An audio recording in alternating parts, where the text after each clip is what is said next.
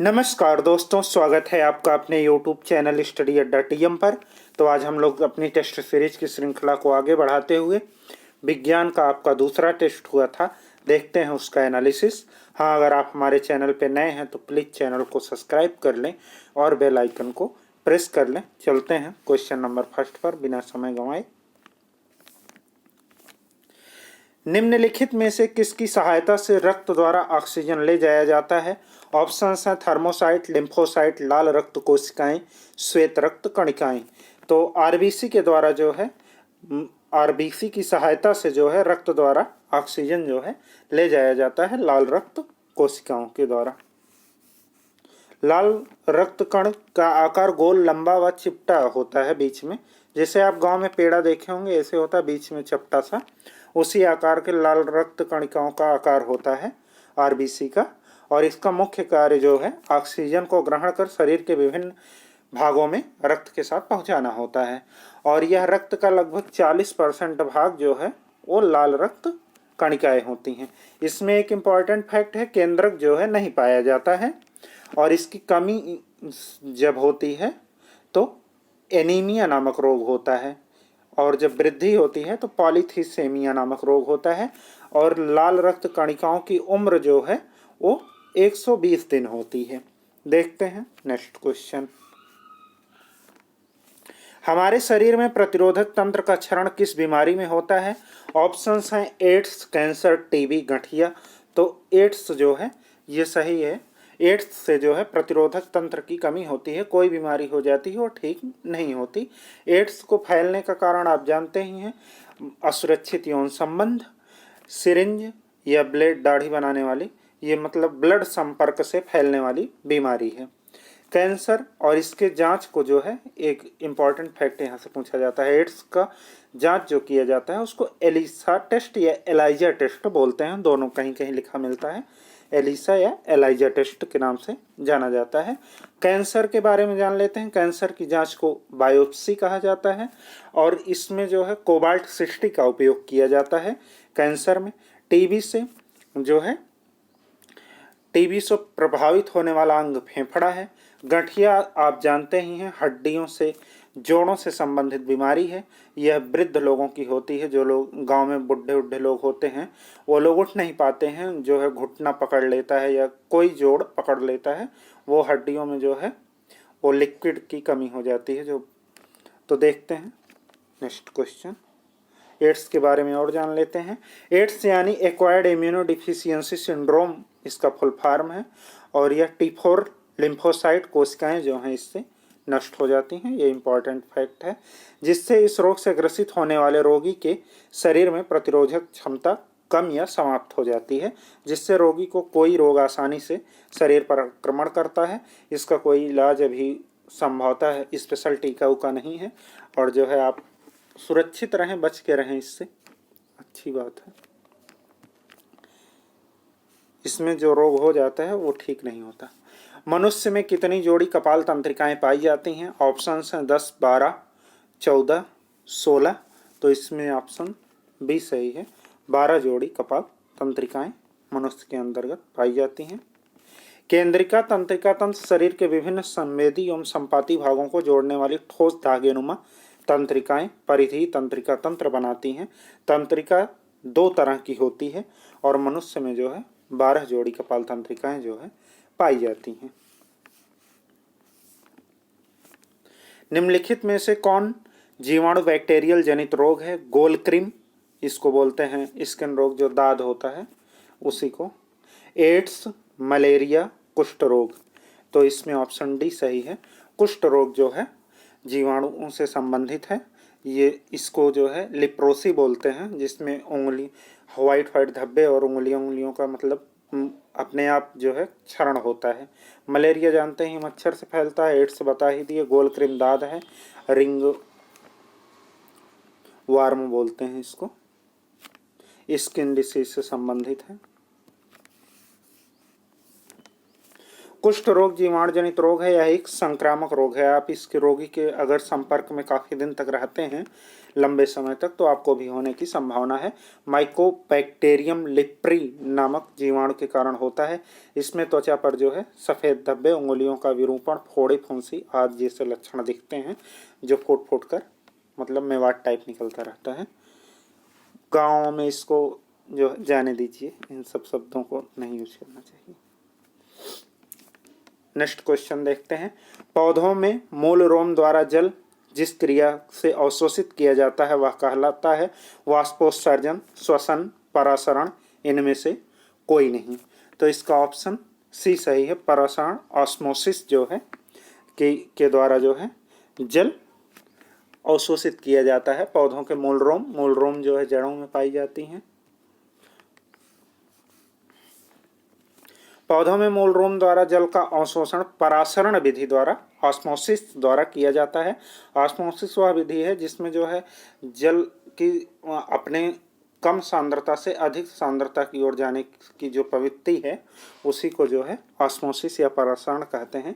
मृदा विलयन में जल का परासरण दाब मूल रोम के परासरण दाब से कम होता है। इस विसरण का न्यूनता के कारण जल परासरण द्वारा मूल रोमों में आता है।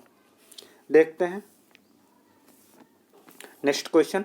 कोशिका में निम्न में से कौन सी पाचन थैली कहलाती है? ऑप्शन है गाल्जिका, राइबोसोम, लाइसोसोम, माइटोकॉन्ड्रिया। तो इसका ऑप्शन सी सही है। लाइसोसोम को जो है कोशिका की पाचन थैली कहा जाता है। लाइसोसोम कोश में एंडोसाइटोसिस द्वारा लाए गए प्रोटीन व अन्य पदार्थों का पाचन होता है। पचे हुए कण एक झिल्ली द्वारा ढक लिए जाते हैं और यह रचना फैगोसोम कहलाती है। भोजन की कमी के कारण लाइसोसोम में कोशिका जो है खंडित हो जाती है, इसीलिए इसे आत्महत्या की थैली कहा जाता है। कोशिका की आत्महत्या की थैली जो है लाइसोसोम को कहा जाता है। ये काफ़ी इंपॉर्टेंट क्वेश्चन है, हर एग्जाम में लगभग पूछा जाता है। काम्पटन प्रभाव निम्नलिखित में से किसमें होता है? ऑप्शंस हैं धन किरणों में, बीटा किरणों में, एक्स किरणों में, दृश्य किरणों में। तो इसका ऑप्शन सी सही है। क्रॉम्पटन प्रभाव जो है एक्स रेज में पाया जाता है। एक्स किरणों की खोज जो है रॉन्टजन महोदय ने किया था और इन्हीं के नाम पर इसकी यूनिट भी जो है रॉन्टजन रख दी गई है। एसी क्रॉम्पटन, जिन्हें 1928 में जो है नोबेल पुरस्कार दिया गया था, उन्होंने बताया कि इलेक्ट्रॉनों के प्रकीर्णन द्वारा एक्स किरणों की आवृत्ति बदल जाती है और इसी प्रभाव को जो है क्रॉम्पटन प्रभाव कहा जाता है। इलेक्ट्रॉनों द्वारा प्रकीर्णित होने पर जो है एक्स किरणों की फ्रीक्वेंसी जो है बदल जाती है और इसे क्रॉम्पटन प्रभाव कहा जाता है। और एक्स किरणों का उपयोग जो है औद्योगिक उपयोग भी है, चिकित्सीय उपयोग भी है। चिकित्सीय उपयोग में अस्थियों की जोड़ का पता करने के लिए, अस्थियों की जांच के लिए इसका उपयोग किया जाता है और इसका अधिक उपयोग 20 रोन्सन से अधिक की एक्सरे किरणें जो हैं मानव के लिए घातक हो सकती हैं। देखते हैं नेक्स्ट क्वेश्चन। निम्नलिखित में से कौन सी राशि का मात्रक जूल नहीं है? ऑप्शन हैं यांत्रिक ऊर्जा, कार्य, ऊष्मा, सामर्थ्य। तो इसका ऑप्शन डी सही है। सामर्थ्य का मात्रक जो है जूल नहीं है। कार्य करने की दर को जो है सामर्थ्य कहते हैं। अब समझ लीजिए, कोई व्यक्ति अगर काम करता है टी समय में, डब्लू कार्य करे, तो उसका जो है P बराबर W/T, जहाँ P जो है शक्ति या सामर्थ्य है और इसका मात्रक वाट या हॉर्स पावर होता है और एक हॉर्स पावर में जो है 746 वाट होता है। ये काफ़ी इम्पॉर्टेंट है। एक हॉर्स पावर बराबर 746 वाट होता है, काफ़ी पूछा जाता है। देखते हैं नेक्स्ट क्वेश्चन। जब जल स्वयं रासायनिक रूप से किसी तत्व खनिज के साथ मिलता है तो उसे क्या कहते हैं? ऑप्शंस हैं कार्बोनेट, ऑक्सीकरण, नाइट्रोजीकरण, जल योजन। जब जल स्वयं किसी रासायनिक रूप से किसी तत्व के साथ, खनिज के साथ मिलता है तो उसे जल योजन कहते हैं। मतलब जल खुद उसमें जो है मिलता है। जब जल स्वयं रासायनिक रूप से किसी तत्व या खनिज के साथ मिलता है तो उसे जल योजन कहते हैं। रेडियो तरंगों के संचरण के लिए प्रयुक्त वायुमंडल का स्तर है। ऑप्शंस हैं क्षोभ मंडल, समताप मंडल, आयन मंडल, बाह्य मंडल। तो इसका ऑप्शन सी सही है। आयन मंडल जो है रेडियो तरंगों के संचरण के लिए प्रयुक्त होता है। धरातल से 60 से 640 किलोमीटर की ऊंचाई तक जो है विस्तृत वायुमंडल के भाग को आयन मंडल कहते हैं। 60 किलोमीटर से ऊपर और 640 किलोमीटर तक की ऊंचाई को विस्तृत वायुमंडल के नाम से आयन मंडल के नाम से जाना जाता है। इस मंडल में विस्मयकारी विद्युत चुम्बकीय घटनाएं होती हैं और आयन मंडल के सबसे ऊपरी परत से सभी प्रकार की रेडियो तरंगे जो हैं परावर्तित हो जाती हैं। किस मंडल का? आयन मंडल का उपयोग होता है। एक गतिशील बस में अचानक ब्रेक लगने से सवारी आगे की ओर झुक जाती है। यह किस नियम का पालन करता है? ऑप्शंस हैं न्यूटन के प्रथम नियम, न्यूटन के द्वितीय नियम, न्यूटन का तृतीय नियम, संवेग परिवर्तन का नियम।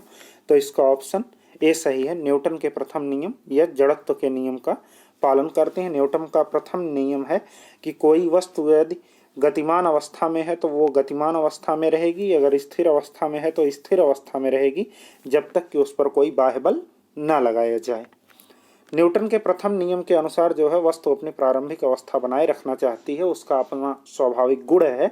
इसी नियम के तहत जो है चलती हुई गाड़ी अचानक रुकने पर बैठे हुए यात्री आगे की ओर झुक जाते हैं और इसे जड़त्व का नियम कहते हैं।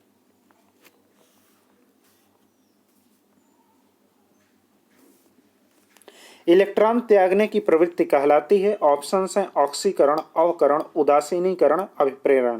तो इसका ऑप्शन ए सही है। इलेक्ट्रॉन त्यागने की प्रवृत्ति जो होती है उसे ऑक्सीकरण कहते हैं।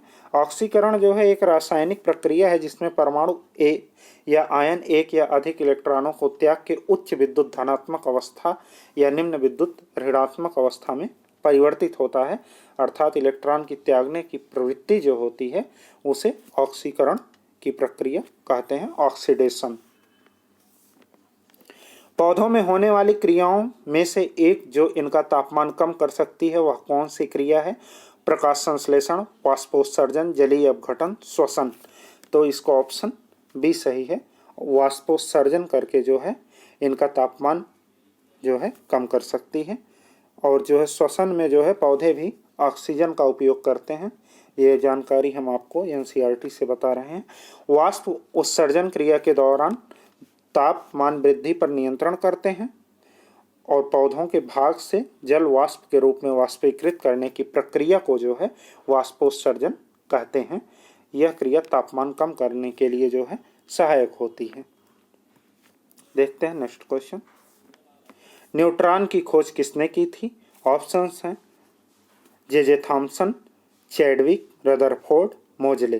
तो इसका ऑप्शन जो है बी सही है। चैडविक ने जो है इसकी खोज न्यूट्रॉन की 1931 में की थी, और वहीं इलेक्ट्रॉन की खोज जो है जे थॉमसन ने किया था। कब? 1897 में। और रदरफोर्ड ने जो है प्रोटॉन की खोज की थी 1920 में। प्रोटॉन की खोज 1920 में की थी।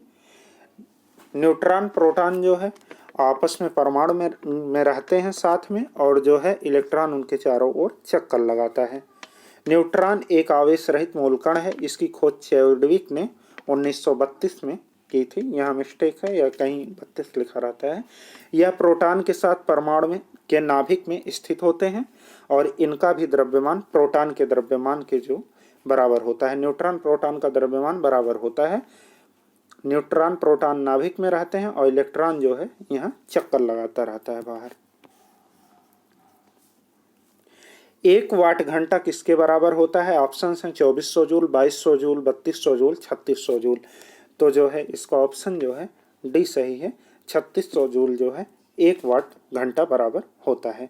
अगर यहीं आपसे 1 किलोवाट घंटा पूछा होता है तो 10 की पावर 3 से और गुणा हो जाता है इसी में, तो 3.6 इंटू 10 की पावर 6 जूल हो जाता।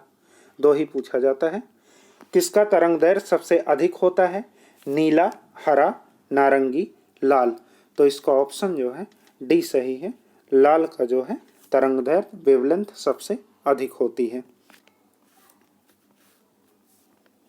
सूर्य के प्रकाश में बैंगनी रंग का तरंग दैर्घ्य जो होता है वो सबसे कम होता है तथा लाल रंग का तरंग दैर्घ्य सबसे अधिक होता है। दोनों जान लीजिए, सबसे कम बैंगनी का, सबसे अधिक लाल का होता है। इसी लाल रंग का तरंग दैर्घ्य अधिक होने के कारण प्रकीर्णन सबसे ज़्यादा होता है। सॉरी, प्रकीर्णन सबसे कम होता है। इसका जो है इसमें टाइपिंग मिस्टेक हो गई है, यहाँ पर कम होता है। लाल रंग का तरंगदैर्घ्य जो है अधिक होगी जब, तो प्रकीर्णन उसका जो है कम होगा। देखते हैं नेक्स्ट क्वेश्चन। नींबू निचोड़ने की मशीन है। ऑप्शंस हैं प्रथम श्रेणी का उत्तोलक, द्वितीय श्रेणी का उत्तोलक, तृतीय श्रेणी का उत्तोलक कोई नहीं। तो इसका ऑप्शन भी सही है, द्वितीय श्रेणी का उत्तोलक है। नींबू निचोड़ने की मशीन जो है यह द्वितीय श्रेणी का उत्तोलक है। हम आपको उत्तोलक बता देते हैं। उत्तोलक जो है आलम्ब, भार और शक्ति पर जो है आधारित होता है। तीनों पे, आलम्ब, भार और शक्ति पर। तो देखिए, आलम्ब से आप एक ट्रिक के माध्यम से हम समझा रहे हैं। आलम्ब से ए ले लीजिए, भार से बी ले लीजिए और शक्ति से यस ले लीजिए। यदि आपसे, और इनकी नंबरिंग 1, 2, 3 सीरियल हजार से कर दीजिए। उत्तोलक जो है 3 प्रकार के होते हैं, इनमें 3 प्रकार के। अगर आपसे पहला पूछा जाएगा तो जो है प्रथम प्रकार के उत्तोलक पूछे जाएंगे, तो उसमें जो है आलम्ब, भार और शक्ति के बीच में आएगा। आलम्ब जो है भार और शक्ति के बीच में आएगा। इसमें प्रथम टाइप के उत्तोलक जो होते हैं, जैसे लौह दंड, इसमें आप जैसे गांव में होता नहीं, बेलन उठाने के लिए लोग नीचे ईंट रख देते हैं कि जंग ना लगे, लोहे का है, या लकड़ी में दीमक ना लगे। तो यहाँ पे लकड़ी का बोटा रहता है, तो इसको उठाते हैं, डंडा डाल के उठाते हैं और यहाँ पर ईंटा लगा देते हैं। यही ईंटा आपका आलम्ब है। और जो है यहाँ से उठाते हैं, चाहे इसको नीचे करें चाहे ऊपर करें, दोनों पे नीचे दबाते हैं तो ये उठता है। तो यहाँ पर शक्ति होती है और ये भार है आपका, ये आलम्ब है। तो जब आपसे पूछा गया फर्स्ट टाइप का, तो इसमें आपका जो है आलम्ब जो है बीच में आ जाएगा। और जब द्वितीय प्रकार के पूछा जाएगा, तो द्वितीय प्रकार में जो है ए, बी, यस, 1, 2, 3। तो दूसरे में जो है भार जो है भार आएगा आलम्ब और इसके बीच में। तो नींबू निचोड़ने वाली मशीन में जो होता है, आलम्ब तो भी इधर हो गया, अब आपका भार वो नींबू है, और भी यहाँ से दबाते हैं शक्ति। इसमें जो है नींबू निचोड़ने की मशीन, कैंची वैंची जो होती है वो फर्स्ट टाइप में आती है, उसमें आलम्ब बीच में होता है। और तृतीय में जो है शक्ति आपकी किनारे पे लग जाएगी, और तृतीय में शक्ति जो है आपकी बीच में आएगी, भार और आलम्ब और भार की। तो इसमें स्टेपलर जो है तृतीय प्रकार का उत्तोलक है। हम आशा करते हैं कि आपको समझ में आ गया होगा जो हम बताना चाह रहे हैं। नींबू निचोड़ने की मशीन जो है ये द्वितीय प्रकार का उत्तोलक है। एक बार हम और फिर से बता दे रहे हैं। पहले में लौहदंड आएगा, कैंची आएगी, ये सब, जिसमें आलम्ब आपका बीच में रहेगा, और इसमें जो है शक्ति जो है इधर भार रहेगा, इधर शक्ति रहेगी। द्वितीय प्रकार में जो है भार आपका बीच में आएगा, और इसमें जो है आलम्ब और शक्ति इधर लगेगी, जैसे नींबू निचोड़ने वाली मशीन, सरौता, ये सब द्वितीय प्रकार के उत्तोलक हैं। और तृतीय में जो है आपका आलम्ब इधर रहेगा, शक्ति जो है बीच में आ जाएगी, और जो है जो आपका पायडाम या जो कहेंगे जैसे स्टेपलर हुआ, चूहेदानी हुआ, ये सब जो है तृतीय उत्तोलक में आते हैं। नींबू निचोड़ने वाली मशीन, ये आपको समझ आ गया होगा। नींबू निचोड़ने की मशीन द्वितीय श्रेणी का उत्तोलक है। इस प्रकार के उत्तोलक में आलम्ब आयाम के बीच में जो है भार होता है। ये आलम्ब आयाम और भार पर ही निर्भर ही होता है उत्तोलक तीनों, और इनका यांत्रिक लाभसदेव 1 से अधिक होता है। देखते हैं नेक्स्ट क्वेश्चन। गुरुत्वीय त्वरण का मान कहाँ पर न्यूनतम होगा? ऑप्शंस हैं विषुवत रेखा पर, उत्तरी ध्रुव पर, दक्षिणी ध्रुव पर, इनमें से कोई नहीं। तो ऑप्शन बताएं। न्यूनतम पूछा है तो विषुवत रेखा पर होगा। अधिकतम पूछा होता अगर तो ये ध्रुव पर होता। कारण हम बताएं। आपके घर में कोई पृथ्वी का आकार जो है वो एक बड़ी प्याज, जो अच्छी प्याज हो, उस आकार का है, तो आप देखेंगे जो है केंद्र जो है पृथ्वी, गुरुत्वीय केंद्र जो है पृथ्वी के बीचों बीच माना जाता है। तो जब आप इसको देखेंगे तो विषुवत रेखा जो है पृथ्वी को 2 बराबर भागों में बांटती है। पृथ्वी की रेडियस जो है वहाँ पे सबसे, विषुवत रेखा पर जो है केंद्र से दूरी जो है वो सबसे ज़्यादा होगी, और जबकि ध्रुवों पर जो है कम होगी। क्योंकि पृथ्वी अंडाकार है, ऊपर चपटी है, बीच में फूली है, तो इसलिए गुरुत्वीय बल जो है वो दूरी के आधार पर निर्भर करता है। जितना पृथ्वी के केंद्र के आप करीब जाएंगे उतना गुरुत्वीय बल बढ़ता जाएगा। इसीलिए पर्वतों पर जो है गुरुत्वीय मान जो है कम होता है और जो है समुद्र में अधिक होता है। तो यही कारण है इसका। तो विषुवत रेखा पर जो है सबसे कम होगा और ध्रुवों पर सबसे अधिक होगा, चाहे उत्तरी ध्रुव हो चाहे दक्षिणी ध्रुव हो। इस प्लेन देखते हैं। पृथ्वी पर गुरुत्वीय त्वरण का मान सबसे कम विषुवत रेखा पर होता है, जबकि ध्रुवों पर गुरुत्वाकर्षण मान सबसे अधिक होगा। इस तरह किसी व्यक्ति का भार ध्रुवों पर अधिक होगा और विषुवत रेखा पर जो है कम होगा। भार जो है गुरुत्वाकर्षण बल पर निर्भर करता है। डायनमो की खोज किसने की थी?